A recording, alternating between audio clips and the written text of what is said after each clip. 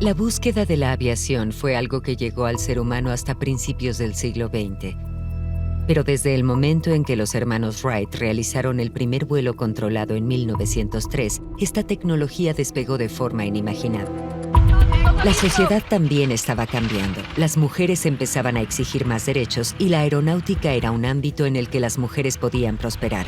Claro que no estaban en igualdad de condiciones, pero como el vuelo estaba en sus inicios, no tenía una larga historia de dominio masculino. Una piloto que encaró el esfuerzo femenino en la aviación fue Amelia Earhart. Cuando llegó Amelia, había muy pocas mujeres volando, pero a ella le atraía como carrera.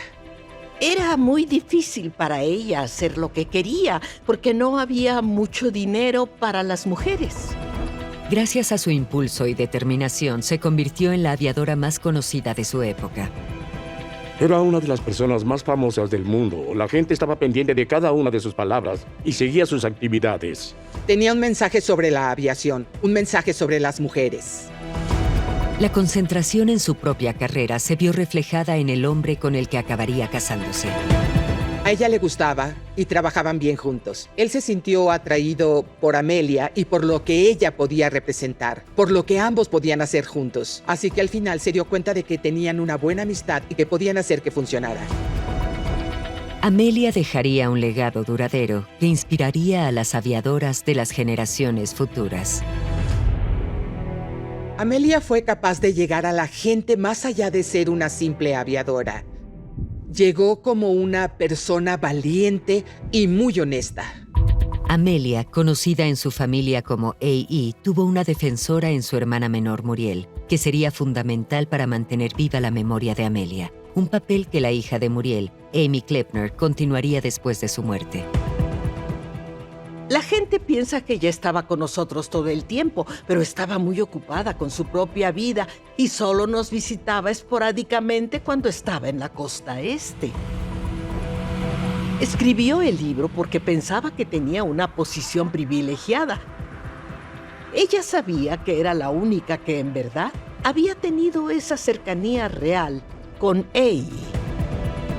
Al día de hoy, muchos siguen intentando resolver el rompecabezas de lo que en verdad le ocurrió a Amelia. Se han explorado innumerables teorías, pero su desaparición sigue siendo un misterio abierto. Amelia, una historia de dos hermanas.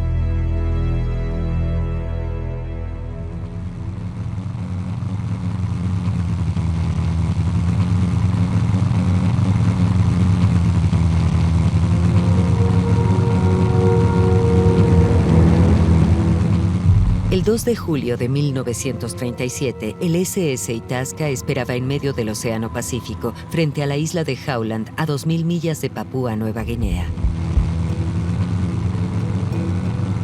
El barco debía supervisar el aterrizaje y el repostaje de un Lockheed Electra antes de que éste partiera hacia Hawái en su penúltimo viaje de circunnavegación del globo.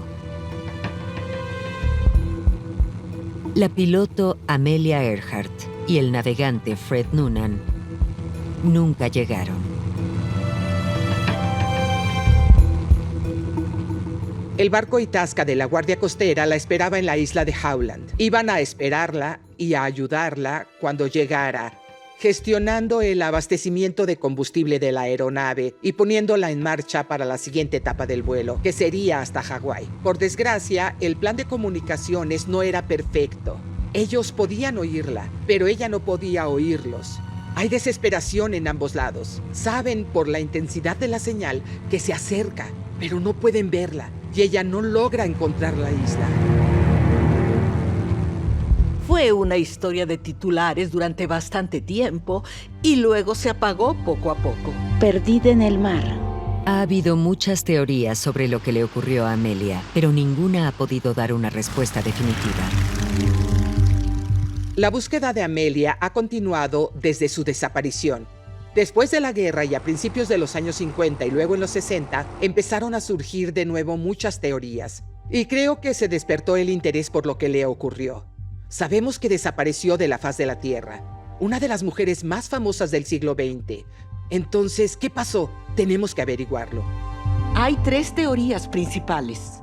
que simplemente no alcanzaron su objetivo. Se quedaron a muy poco. Por supuesto, se quedaron sin combustible y se estrellaron y hundieron. Lo que a la gente le pareció lo más probable y fue la opinión más popular durante bastante tiempo.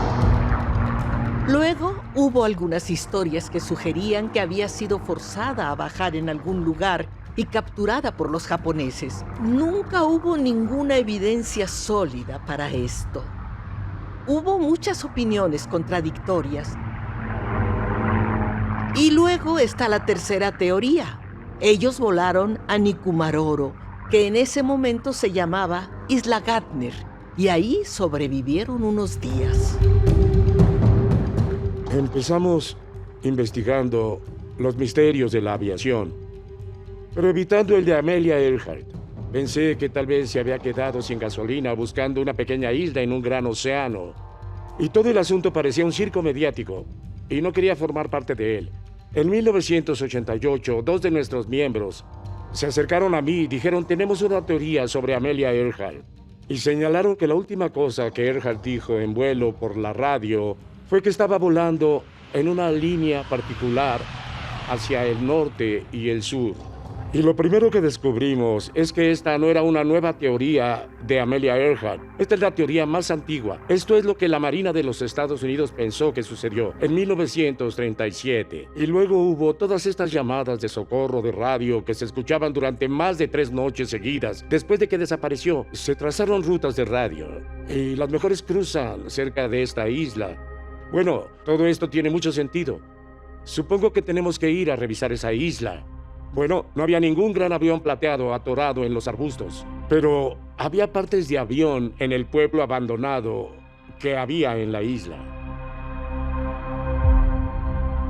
Los acontecimientos que rodean su desaparición tienen un estatus casi mítico, parecido a la leyenda del monstruo del lago Ness. Es comprensible que la gente siga queriendo saber qué pasó con ella.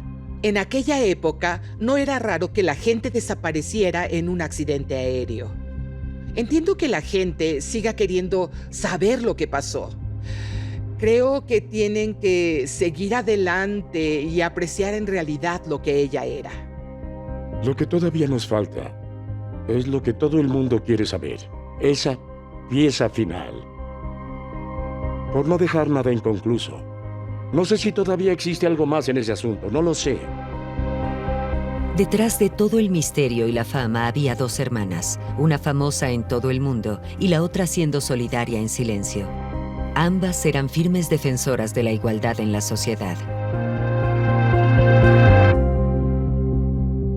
Amelia Mary Earhart, la hermana mayor, nació el 24 de julio de 1897 en la pequeña ciudad de Atchison, en Kansas. 2 años y medio después, sus padres, Edward y Amy, tuvieron una segunda hija llamada Muriel. Mi abuelo era alcohólico y eso se convirtió en un problema. Era abogado, pero tenía problemas y al final se mudaron todos a Los Ángeles.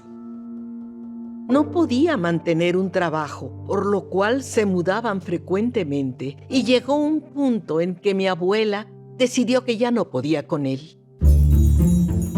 Los años de adolescencia de Amelia y Muriel estuvieron dominados por estas nuevas luchas. Las hermanas afrontaron la incertidumbre volcándose en sus estudios. Ambas eran estudiantes brillantes y decididas. En 1919 dejaron su casa y fueron a la universidad.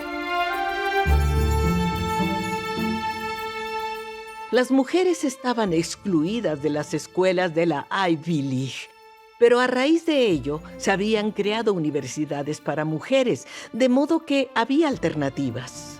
Bueno, Amelia siempre estuvo interesada en estudiar e ir a la escuela y encontrar algo que quisiera hacer. Nunca fue el tipo de chica que solo espera a casarse y comenzar una vida familiar. Fue a Columbia y tomó algunas clases de premedicina y decidió que, aunque en verdad estaba interesada en la investigación médica, hasta cierto punto nunca querría practicar la medicina. Pensaba que sería muy mala en ello, así que lo dejó. Se dio cuenta de que no era la profesión para ella. Los padres de Amelia se reconciliaron por un tiempo y pidieron a sus hijas que se reunieran con ellos en California. Muriel no estaba dispuesta a abandonar sus estudios y se negó a ir, pero Amelia se unió a ellos en el oeste. Tenía 23 años. No tenía planes ni una idea clara de lo que le depararía el futuro, pero si estaba esperando que una chispa encendiera su vida, no tendría que hacerlo durante mucho tiempo. La chispa provocaría una explosión que su hermana Muriel se encargaría de mantener incluso después de la muerte de Amelia. En la época en que Amelia se trasladó a California, los espectáculos aéreos se estaban convirtiendo en atracciones populares en todo Estados Unidos. Los pilotos mostraban sus habilidades en las últimas máquinas de vuelo e incluso se ofrecían viajes cortos para los visitantes más valientes. Fue en uno de estos espectáculos donde Amelia empezó a sentir la obsesión que consumiría toda su vida. Hubo mucho barnstorming, que eran acrobacias en el aire. Ya se había superado la fase experimental. Todavía no había ningún otro tipo real para los aviones. No se usaban para negocios en realidad. Solo la gente que volaba los mostraba en espectáculos aéreos. Fue a una feria con mi abuelo. Un aviador estaba llevando a la gente a dar paseos cortos y ella lo hizo. Y al parecer eso la convenció de que eso era lo que en verdad quería hacer. Amelia estaba decidida a aprender a volar. Comenzó las lecciones en un pequeño aeródromo en Los Ángeles. Su tutora allí era una mujer llamada Netta Snook. Netta era solo un año mayor que Amelia y se llevó bien con ella. Cuando llegó Amelia, había muy pocas mujeres volando. Netta Snook fue una especie de modelo para ella. Me parece que solo no habían descubierto cómo mantener a las mujeres fuera y lo habrían hecho si lo hubieran sabido, pero en realidad no podían porque no había nada que les impidiera tomar lecciones y si calificaban para una licencia, la obtenían. Tenían una buena relación y comprendían que había pocas mujeres en el negocio y ambas estaban decididas a formar parte de él. A estas alturas, Muriel había terminado sus estudios y se había unido a la familia en el oeste. Sabía lo que significaba volar para su hermana, así que en 1921 le prestó a Amelia sus ahorros, con los que pudo comprar su primer avión, un Kinner Airster. Después de 3 años de volar el Airster, se vio obligada a venderlo debido al divorcio de sus padres. Ella y Muriel siguieron a su madre de vuelta a Massachusetts. Volaba solo cuando podía. No fue hasta abril de 1928 cuando su carrera en tierra despegó en realidad. Un año antes, Charles Lindbergh se había convertido en la primera persona en cruzar el Atlántico sin escalas. La travesía en su avión Spirit of St. Louis había convertido a Lindbergh en una sensación internacional. Ahora era el turno de Amelia. Había una mujer, la señora Guest, que quería cruzar en avión y ser ella la primera mujer en atravesar el océano Atlántico. Su familia se opuso y los promotores empezaron a buscar a otra mujer que pudiera ir en su lugar. Amelia vino y fue entrevistada por J.P. Putman. J.P., por alguna razón, tuvo muy mala prensa y creo que fue en verdad muy injusta porque la gente le reprochó historias y actitudes sin haberle conocido nunca, por lo que yo sé. Putman procedía de una familia con un negocio editorial y él mismo era un poco explorador y había viajado mucho de niño. Había ido a Oregón, dirigía un periódico en Bend, fue elegido alcalde de la ciudad. Quiero decir que no puede haber sido una mala persona. Le encantaba promocionar a la gente que salía y hacía cosas nuevas y diferentes y que intentaba probar diferentes tipos de caminatas y vuelos y cosas así. Así que le ofreció ser su publicista y ayudarla a abrirse camino en la aviación. Hombres más experimentados iban a pilotar el avión y Amelia sería poco más que una pasajera. Aún así, ella aceptó sin dudar. El 17 de junio de 1928, su avión, Friendship, partió de Terranova y se dirigió al otro lado del Atlántico. Poco más de 20 horas y 40 minutos después, el avión de Amelia aterrizó en Buryport, una pequeña ciudad del sur de Gales. El avión de la señorita Earhart, Friendship, se dirige a la costa inglesa de Southampton. Después de aterrizar por primera vez en Gales, ahí está la señorita Earhart con la tripulación. Su vida cambió para siempre. Fue un momento dramático en la historia de la aviación. No tenía mucho sentido porque ella era solo una pasajera, pero aún así fue la primera mujer en volar a través del Atlántico. En ese momento, en 1928, todavía era muy peligroso hacerlo. En los vuelos de larga distancia siempre hay ansiedad y creo que en lo que respecta a la familia, sabían que era peligroso, pero aceptaron que eso era lo que ella quería hacer. Hizo una gira por Europa durante un tiempo antes de volver y ese fue el comienzo de su forma de aprender a hacer carrera en la aviación. Enseguida sintió que las cosas habían cambiado y que podría aprovechar esta oportunidad. Amelia disfrutó de los desfiles en Nueva York y Boston, a los que también asistió la orgullosa Muriel, pero la travesía trajo a Amelia algo más que fama. Ella y el apuesto editor G.P. Putnam habían establecido un profundo vínculo durante los preparativos del vuelo. Su relación floreció en los meses posteriores. Putnam era un socio tanto comercial como romántico. Aprovechó cualquier oportunidad para difundir la fama de Amelia, incluso dejando de lado a otros pilotos que creía que podían amenazar su posición de mujer aviadora principal. Era una mujer fuerte, no hacía cosas si no eran lo que ella quería hacer. El hecho es que él le ayudó mucho. Y puede que no hubiera tenido la carrera que tuvo si no se hubiera encargado de la gestión, la publicidad y la organización de las giras de conferencias, todo lo que era necesario para que ella siguiera volando porque era caro.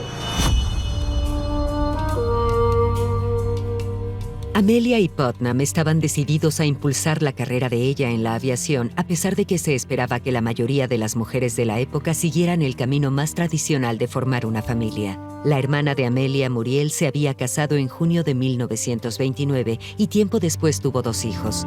Creo que no fue del todo feliz en su matrimonio. Mi madre no tenía el mismo sentimiento de querer ser siempre independiente.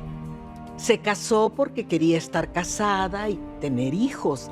Y creo que su matrimonio, en cierto modo, era el más típico que hacían las mujeres. Más o menos cedían y hasta cierto punto asumían un papel de sirvientas y servían la comida, atendían a los niños y preparaban la comida. Y eso era lo que se esperaba. Tal vez fueron estas dificultades las que desanimaron a Amelia a casarse. Durante mucho tiempo se resistió a las propuestas de Putnam, pero al final cedió, y el 7 de febrero de 1931, Amelia y Putnam se casaron en Connecticut. Contrario a la época, ella no adoptó su apellido, sino que siguió siendo Amelia Earhart. Ella no estaba convencida de casarse, estaba segura que arruinaría su carrera, de un modo u otro. Era lo que siempre había sentido. Y de verdad creía que el matrimonio era un grave problema para una mujer que quisiera lograr algo por sí misma. Quiero decir que ella lo consideraba una especie de trampa, una especie de jaula, y por eso especificaba que cuando se casara no iba a renunciar a su libertad por completo. Creo que ella no quería tener hijos. Los niños habrían interferido. Ella era una gran defensora del control de la natalidad. De hecho, le dio algunos consejos sobre el control de la natalidad a mi madre. Que de haberlos tomado, yo no estaría aquí. Amelia de nuevo con Stultz y Gordon. Recibe la bienvenida de la gran ciudad. Esta vez es Nueva York la que quiere a Amelia como la primera mujer en cruzar el Atlántico.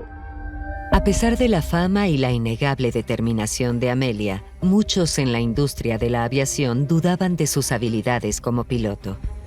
Pensaban que era mucho más hábil para aparecer en los titulares que para realizar un aterrizaje. Por su parte, Amelia era muy consciente de su limitado papel en aquel famoso vuelo a través del Atlántico. Ella no obtuvo nada del vuelo de Friendship. Nada. A los 2 hombres se les pagó. A ella nada. Así que fue muy difícil para ella hacer lo que quería porque no había dinero para las mujeres. Tal vez tampoco para los hombres, excepto que la diferencia era que los hombres podían entrar a la aviación comercial. Podían ser pilotos comerciales. Cuando Amelia aterrizó en Gales, en ese vuelo de 1928 como pasajera, y comenzó a recibir todos esos elogios. De verdad sintió que no lo merecía. Y juró entonces que tendría que hacer su propio vuelo en algún momento para poder merecer ese tipo de elogios y ser respetada como piloto por derecho propio. El impulso y la ambición de Amelia por cruzar el Atlántico en avión no se detuvieron con este logro. Seguía batiendo otros récords de velocidad y distancia, demostrando siempre que ser mujer no era en absoluto un obstáculo. Su sed de aventuras más grandes y épicas sellaría su nombre en la historia, pero también tendría consecuencias trágicas. En Hatboro, Pensilvania, en 1930, Amelia se convierte en la primera mujer en volar un autogiro, casada con el famoso editor que la ayuda a entrar en la extraña nave. Amelia es ahora la señora de George Putnam, pero en lo que respecta a los aviones sigue siendo Amelia Earhart de las rutas aéreas que dará vuelo a cualquier cosa con alas. Este es un tipo de nave que Lady Lindy nunca ha volado antes, pero lo hará de todas formas. Amelia estaba presionada para mantener su estatus. Tenía poco tiempo para su familia, cuyas peticiones de ayuda económica no eran más que otra carga no deseada. Muriel, que había ayudado a financiar el primer avión de Amelia, se sintió muy herida. Creo que se volvió más y más controladora. Lo que hizo por mi madre fue prestarle el dinero que ella necesitaba para comprar una casa. Y ella lo veía como una transacción comercial y creo que pensaba que no estaba reconocida como debería. Mi abuela, que era una persona en verdad encantadora, tenía un problema muy serio con el dinero. Tenía gustos extravagantes y no sabía administrarse. Y le daba dinero. Y nosotros la manteníamos. Y le molestaba que mi abuela regalara parte de ese dinero. Así que había un poco de resentimiento. Los asuntos financieros siempre fueron secundarios, ya que Amelia se centraba en su carrera. Cuando cruzó el Atlántico por primera vez, solo era una pasajera, y su siguiente objetivo era ser piloto. Con un agudo sentido del marketing, J.P. Putnam fijó la salida 5 años después del vuelo de Lindbergh. También insistió en que el avión que ella pilotara no tuviera nombre. La atención tendría que estar sobre Amelia. Cuando saliera de Canadá, sería un salto hacia lo desconocido.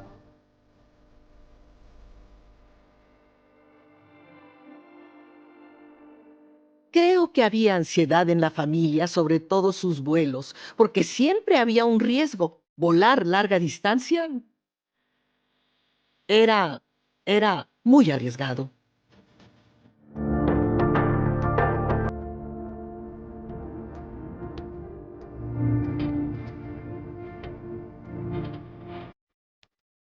Durante este intenso vuelo luchó contra dificultades mecánicas, fuertes vientos y condiciones de hielo.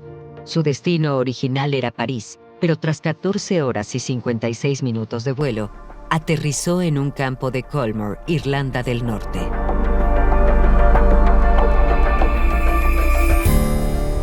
El 20 de mayo de 1932, solo 5 años después de que Lindy sorprendiera al mundo con su famoso vuelo, cruzó con éxito el Atlántico desde Terranova hasta Londonderry, Irlanda. Fue la primera mujer en realizar el vuelo en solitario. Cuando le preguntaron si tuvo miedo, contestó con buen humor: sonaría más emocionante si pudiera admitir que estaba en extremo asustada, pero la verdad es que no lo estaba.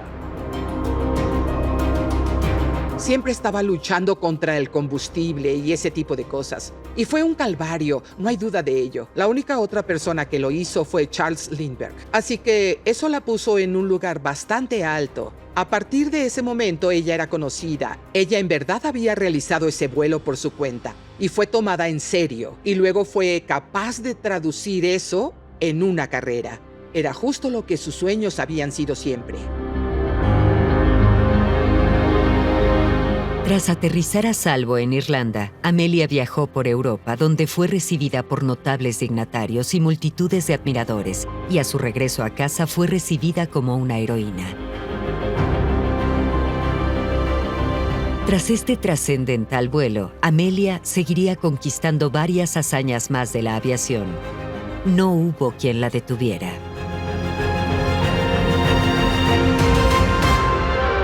Amelia Earhart, la heroína de Estados Unidos en la época en la que la aviación era sinónimo de aventura, preparó su avión para otra desafiante hazaña. La única mujer que voló sola el Atlántico ahora planea su primer vuelo transpacífico de Honolulu a California. Volando desde Hawái, Amelia llegaría sana y salva a California, donde se encontró con una prensa ansiosa y una multitud que la aclamaba. El vuelo del Atlántico tuvo condiciones de hielo y tormenta en general. En este vuelo no hubo mal tiempo en absoluto, excepto algunas pequeñas ráfagas de lluvia. Vi la luna y las estrellas la mayor parte de la noche. En 1935, su nombre estaba entre los más reconocidos del mundo. Sin embargo, Amelia tenía un objetivo aún mayor: dar la vuelta al mundo. Planeó una ruta extenuante a lo largo del Ecuador, la más larga jamás intentada.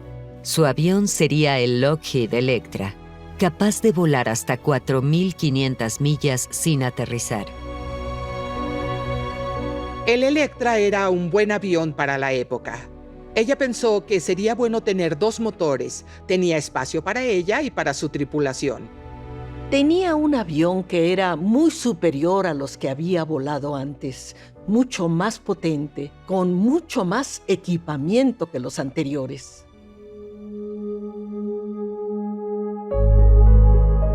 En marzo de 1937, Amelia partió de California para intentar dar la vuelta al mundo. Voló a Hawái y tras un día de descanso, planeó cruzar el Pacífico. Pero cuando Amelia aceleró en la pista, perdió el control.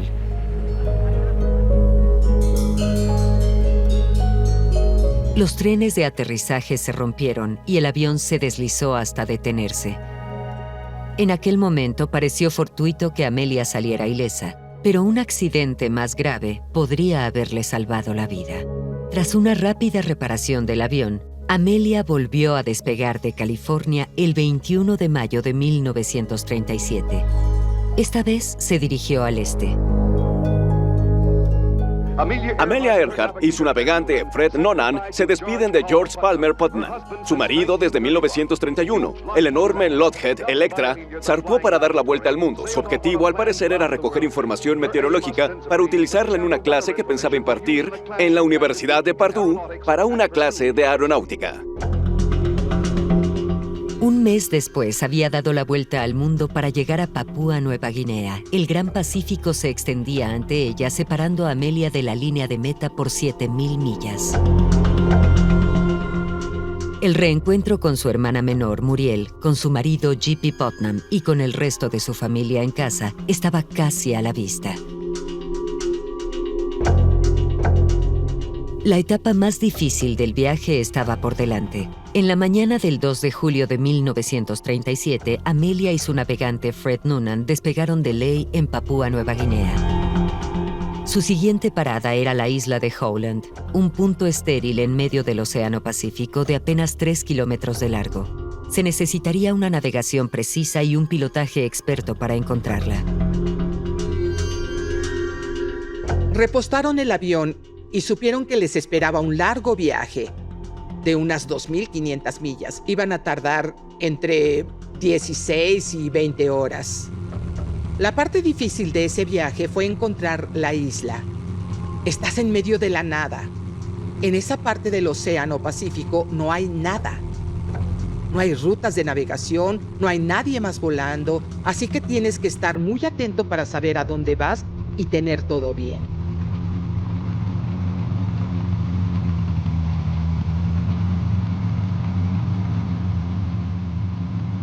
Después de casi 20 horas de vuelo, llegaron al punto donde esperaban encontrar la isla Howland, pero no pudieron ver dónde aterrizar. Tampoco pudieron ver al cortador de la Guardia Costera de los Estados Unidos, Itasca, que estaba estacionado junto a la isla y que estaba pendiente del avión de Amelia.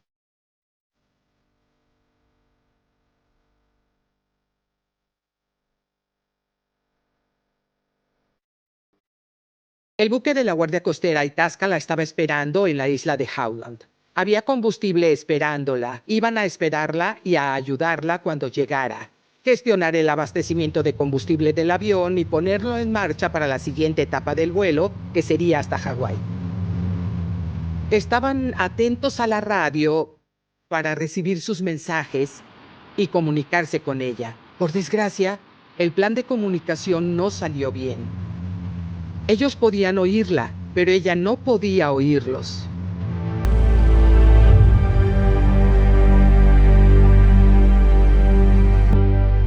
Una ráfaga de transmisiones confusas, fallidas y medio distorsionadas se disparó de un lado a otro entre el barco y el avión. Pero nunca se estableció una comunicación bidireccional consistente. En los cielos de las vastas aguas del Pacífico, Amelia se estaba quedando sin combustible. 20 horas y 14 minutos después del despegue, se recibió un último mensaje de radio confirmado de Amelia en el Itasca, y luego el silencio.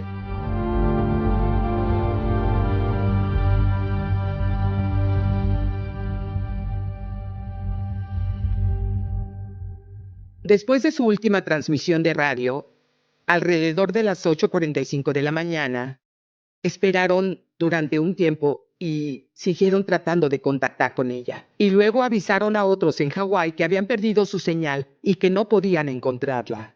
Al instante después de eso, la Guardia Costera y la Marina comenzaron a prepararse para una búsqueda, para tratar de ver si ella había aterrizado en algún lugar. En realidad no había muchos lugares en los que podría haber bajado en tierra, pero buscaron en aguas, buscaron en algunas islas que estaban dentro de unos pocos cientos de millas. E hicieron todo lo que pudieron. Fue una búsqueda por mar, aire y tierra. Por supuesto que había mucha ansiedad. Mi madre tenía la esperanza durante las 2 semanas que la Marina estuvo buscando de que la encontrarían y de que volvería.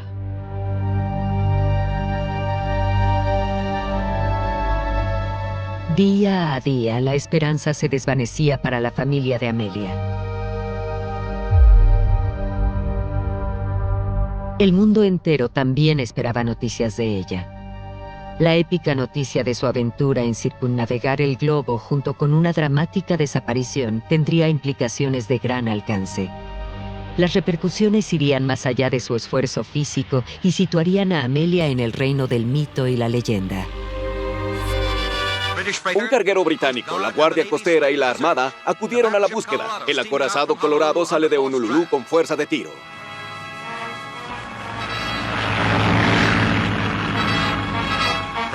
Desde California, el portaaviones Lexington, con 3,000 hombres y 72 aviones a bordo, se adentran en el lejano Pacífico para unirse al mayor grupo de búsqueda de la historia de la aviación.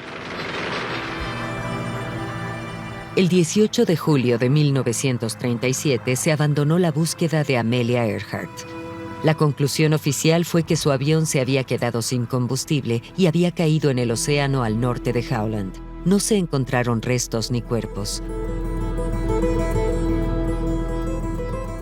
En los años siguientes, Amelia desapareció de la conciencia pública. Y al comenzar la Segunda Guerra Mundial, asuntos más urgentes ocuparon los titulares.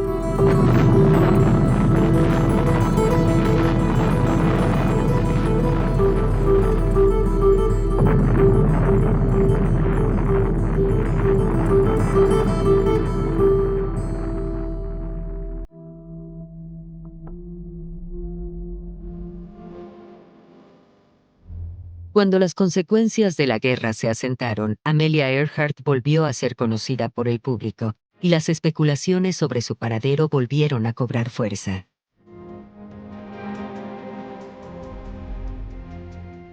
Tras la Segunda Guerra Mundial, surgieron algunas historias que sugerían que había sido obligada a descender en algún lugar y capturada por los japoneses. Hubo muchas opiniones contradictorias. Sabemos que desapareció de la faz de la Tierra. La búsqueda duró unas 2 semanas. Se suspendió a mediados de julio. Así que en ese momento estaba bastante claro que no había sobrevivido. Ella y Noonan no habían sobrevivido al vuelo. No todo el mundo aceptó el veredicto oficial de que solo se estrelló y se hundió. Esa es la teoría intuitiva. Es una especie de explicación por defecto, ya que no hay evidencia de que algo más sucedió, si es como yo solía pensar. Isla pequeña, océano grande y combustible limitado. Por supuesto que hay una tonelada de evidencia de que algo más sucedió.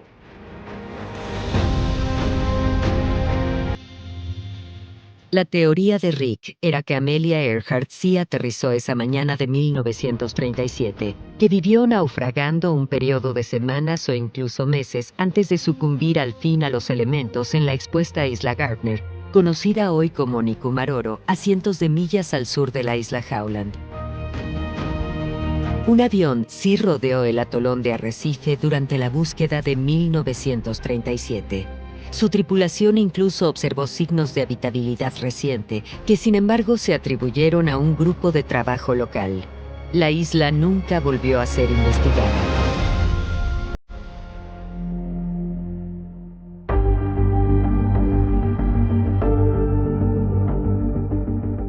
Los esfuerzos del TIGAR han establecido desde entonces que ningún grupo de este tipo estaba activo en ese momento y que iban a surgir más pruebas de que Amelia había conseguido llegar a tierra. A medida que la búsqueda recorría el Pacífico, se informaba de transmisiones de radio del avión de Amelia. Barcos e islas de la región captaron nuevas señales en su frecuencia.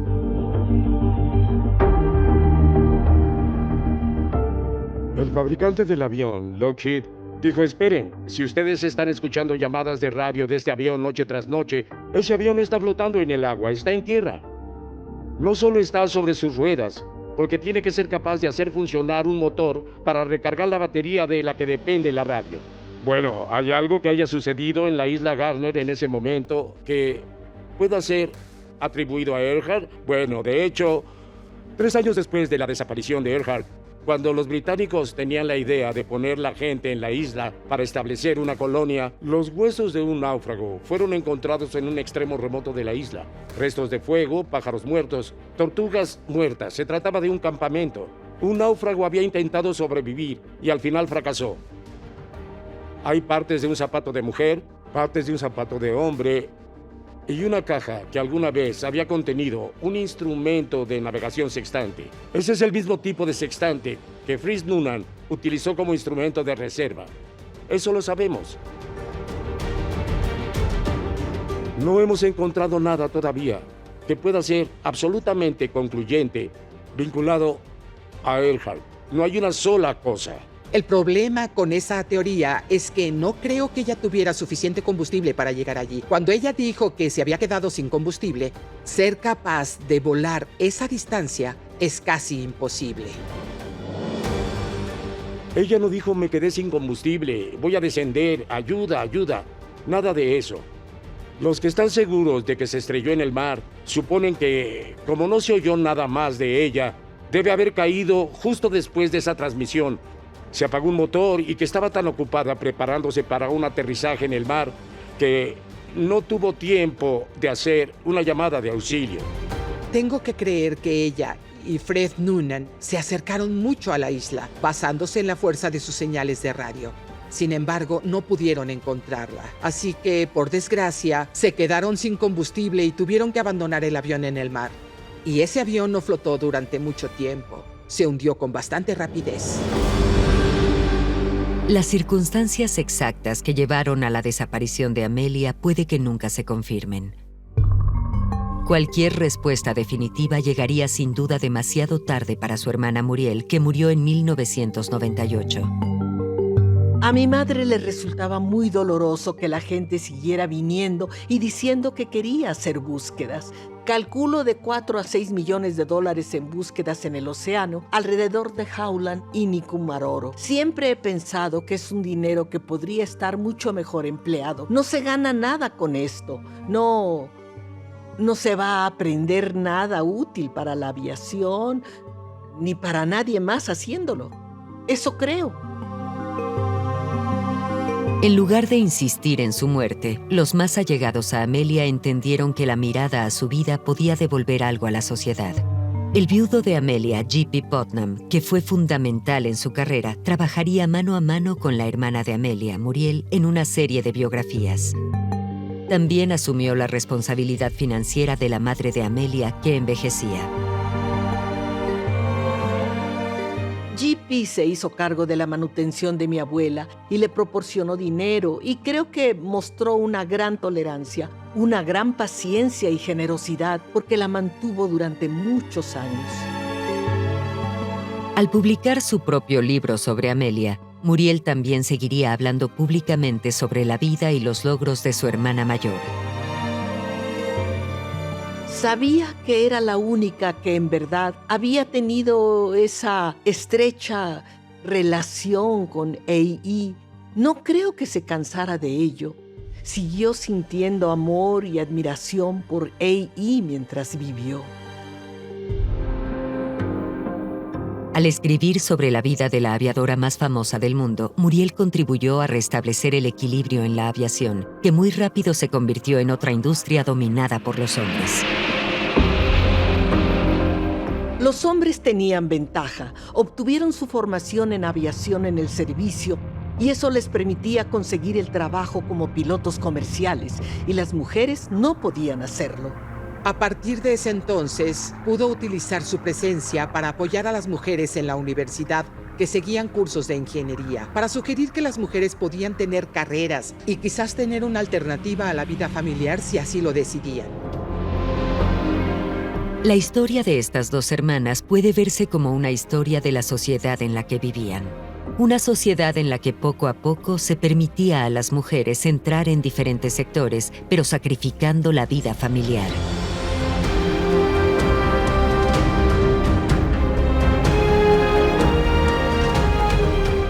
Creo que eligieron vidas diferentes, porque tenían una capacidad diferente.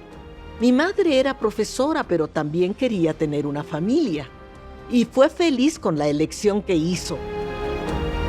No hay forma de comparar una vida con la otra. Una fue más ordinaria, y la otra fue una vida bastante espectacular.